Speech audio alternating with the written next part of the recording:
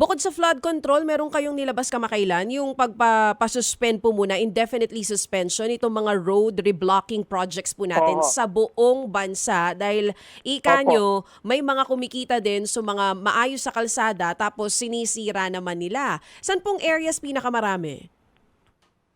Nako, all over the country po. Alam niyo ho, ang sinabi nga ho ng Pangulo sa akin, na talagang itong mga ganitong gawain, talagang kailangan magbago na. Ito, pinagis na ho natin nga ito eh. No?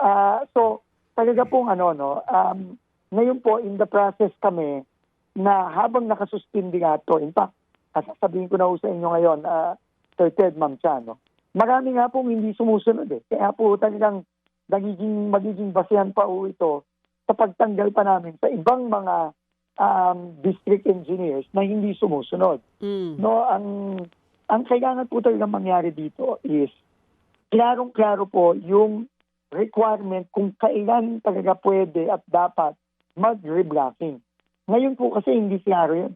Ngayon po madali lang sabihin na kahit na maayos ang kalye, sige, bakbakin natin kasi kasama yan sa preventive maintenance.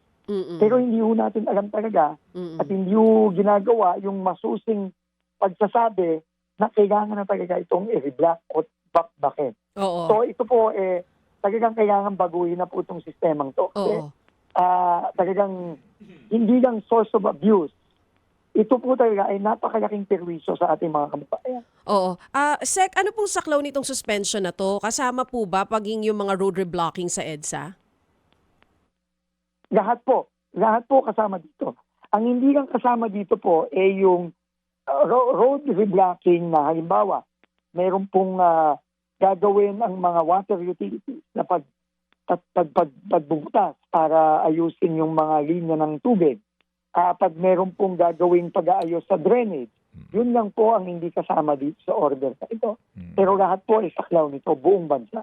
Mga kapatid, brothers and sisters, saan ka pa? Dito na tayo sa totoo.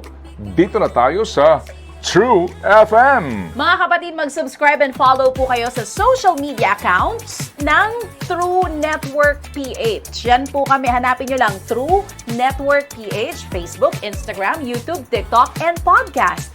Mapa-Apple or Spotify man yan, mahahanap nyo kami. Lahat ng mga napapanood at napapakinggan nyo po sa programa, nasa social media accounts namin yan. So, paano mga kapatid? See you sa social media!